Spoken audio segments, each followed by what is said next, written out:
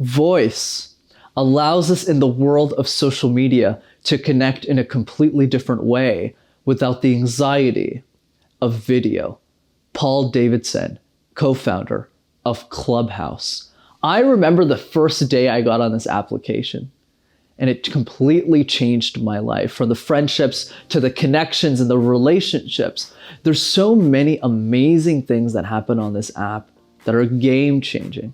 But I also realized the anxiety, the fear that some of us might have when we communicate our ideas to the world on this app, which is exactly why in this week's episode of MasterTalk, I'm going to teach you how to speak on Clubhouse. Hi everyone, Brendan here from MasterTalk, on your go-to channel to mastering your talking. Today we're talking Clubhouse on how to speak on the app. So let's get speaking.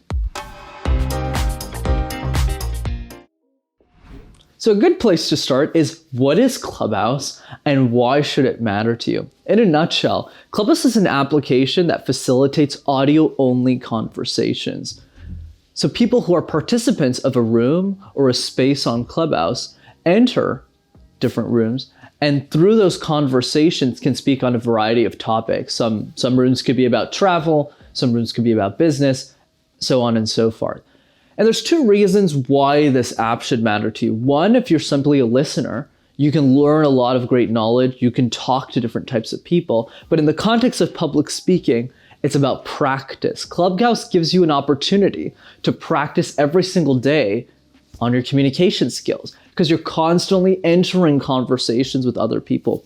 The other reason why Clubhouse matters is if you're a thought leader. If you're someone who wants to share ideas with the world, a good way I like to think of it is Clubhouse is for the world's best kept secrets. It allows you to facilitate your own stages and your own conversations, like I've been doing these past couple of months since I've been on the application, to add a lot of value to a community, build businesses if that's your interest, but share ideas that matter. So whether you're on Clubhouse or not, I highly encourage you to get on the app as soon as possible and to start practicing right away.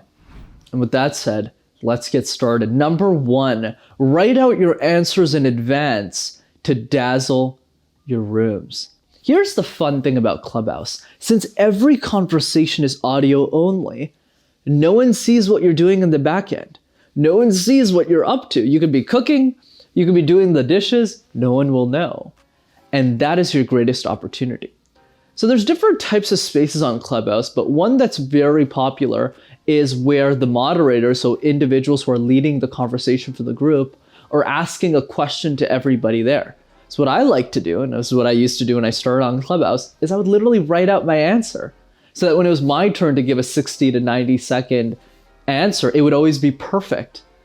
But everyone just look at me and go, wow, Brendan's such a great speaker. And that's the secret, is if you write everything out in advance, like I'm doing with this very YouTube video, you always sound flawless. So that's why my suggestion is write it out, speak it out a couple of times, because the delay on Clubhouse is usually a couple of minutes. So when it's your turn to speak and you dazzle everyone, most of the people in the room will follow you and want to see you in other spaces.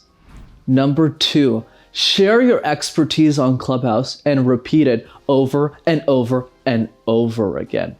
A good way of thinking about the app is it's kind of like society, where each member of society plays a certain role. So let's say in the real world, you might be a fitness coach. Well, on Clubhouse, you probably want to lead rooms on that topic since you are the expert on it. But the key is you want to keep repeating that expertise over and over again. It's no surprise. Why am I a good speaker? Not because I'm special, but because I answer the same dang questions every single time. There's nobody on a podcast who goes, hey, Brendan, what's your favorite fruit?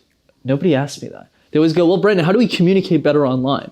How do we speak on Clubhouse? How do we speak on a YouTube video? It's always around those subjects. So if you have a clear area of expertise, it's going to be much easier for you to communicate that on Clubhouse because you've done it hundreds of times.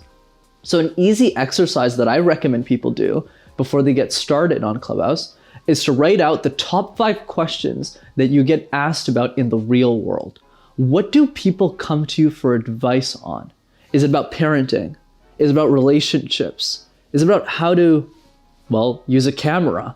figure out what that expertise is, and then actually write answers to those questions. And then lead spaces on Clubhouse around that expertise. And then as you do it tens or to hundreds of times, eventually you'll be the grandmaster of that topic on the app. And finally, number 3, build strong moderation teams who aren't afraid to tell you the truth. The only reason I was successful on Clubhouse is because I had a team of other moderators, people who lead conversations on the app, who are really, really good at what they do. So whenever I made a mistake, they would easily correct me and say, hey, Brendan, next time you do a conversation, I would communicate your idea like this. That feedback piece is so important to speaking well on Clubhouse because you need people who are going to call you out. In the same way, when I started speaking in general, I used to have a very aggressive tone. So I wouldn't ask you to make a difference. I would demand it. I would say, hey, you need to make a difference. And I would point at you like this. But it was through feedback from the people around me and say, hey, Brendan, let's change the way that you speak to people. Let's change your tone. Let's make sure that when you communicate, people want to hear you on the app and also in the world. And it was through that feedback loop that we were able to improve as a team. So that's what my number one piece of advice is, to find other people who want to commit to Clubhouse in the same way that if you want to work on your communication skills, you want to find people to hold you accountable to that process.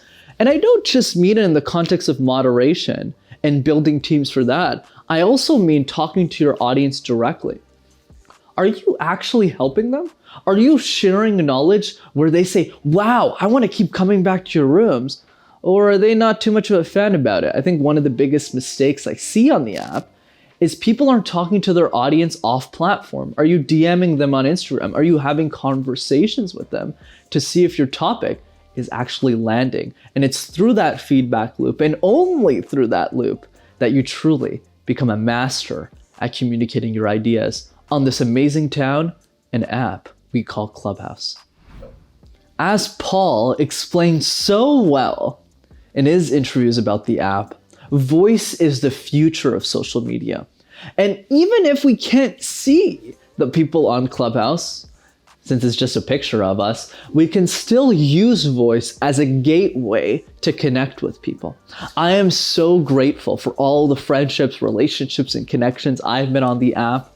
And I highly recommend, if you're not already on Clubhouse, to jump on this because it is the opportunity to share your ideas with the world. I've waited so many years to have this opportunity. I'm so glad it's here. And now the race is on. So go out there and do something important on this app. As always, if you enjoyed this week's episode of MasterTalk, be sure to smash that like button and subscribe to the YouTube channel as well to see more videos like this. And if you know one person that's thinking about Clubhouse, that's on Clubhouse, that's a rock star on Clubhouse, send them this video so that they'll be one step closer to mastering the club. See you next time, everyone. Take care.